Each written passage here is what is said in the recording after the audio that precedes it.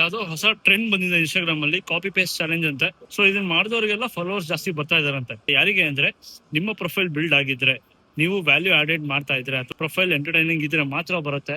ಇಲ್ಲ ಅಂದ್ರೆ ಏನಾಗುತ್ತೆ ಗೊತ್ತಾ, ಫಾಲೋ ಅನ್ಫಾಲೋ ಫಾಲೋ ಮಾಡಿ ಅನ್ಫಾಲೋ ಮಾಡೋದು ಮರ್ತಿರ್ತಾರೆ. ಸೊ ಡಸಂಟ್ ಮೀನ್ ನೀವು ಸೆಲೆಬ್ರಿಟಿ ಅಲ್ಲ, ಡಸಂಟ್ ಮೀನ್ ನಿಮಗೆ ಏನಂತಲ್ಲ ಒಂದು 50,000 1 ಲಕ್ಷ ಫಾಲೋವರ್ಸ್ ಬಂದ್ರು ಕೂಡ ರಿಟೆನ್ಷನ್ ಇರಲ್ಲ. ಅಟ್ಲೀಸ್ಟ್ ಆ ಫಾಲೋವರ್ಸ್ ಬಂದ್ಮೇಲೆ ಒಂದು ಪೋಸ್ಟ್ ಹಾಕಿದ್ಮೇಲೆ ನೀವ್ ಯಾವ ಊರ್ ತ್ರಿಪುರ್ ಸುಂದರ ಅಂತ ಹೇಳ್ಬಿಟ್ಟು ಅಥವಾ ಯಾವ ಊರ್ ಸುಂದರಿ ಅಂತ ಹೇಳ್ಬಿಟ್ಟು ನಿಮ್ಮನ್ನ ಲೈಕ್ ಮಾಡ್ತಾರೆ. ನಿಮ್ದು ವ್ಯಾಲ್ಯೂ ಆಡೆಡ್ ಕಾಂಟೆಂಟ್ಸ್ ಇದ್ರೆ ಮಾತ್ರ, ಇಲ್ಲ ಎಂಟರ್ಟೈನಿಂಗ್ ಸ್ಕಿಲ್ಸ್ ಇದ್ರೆ ಮಾತ್ರ ನೀವು ಸರ್ವೈವ್ ಆಗ್ತೀರಾ. ಒಂದು ಕನ್ಸಿಸ್ಟೆನ್ಸಿ ಮೇಂಟೈನ್ ಮಾಡಲ್ಲ, ಒಂದು ಎಥಿಕ್ಸ್ ಇಲ್ಲ, ಪ್ರಿನ್ಸಿಪಲ್ಸ್ ಇಲ್ಲ, ಭಜನೆಕಾಯಿ ಏನೂ ಇಲ್ಲ. ಸುಮ್ಮನೆ ಎಲ್ಲಾ ಟ್ರೆಂಡಿಗೂ ಫಾಲೋ ಮಾಡ್ಬಿಡೋದು, ಎಲ್ಲಾ ಟ್ರೆಂಡನ್ನು ಕಾಪಿ ಪೇಸ್ಟ್ ಮಾಡ್ಬಿಡೋದು.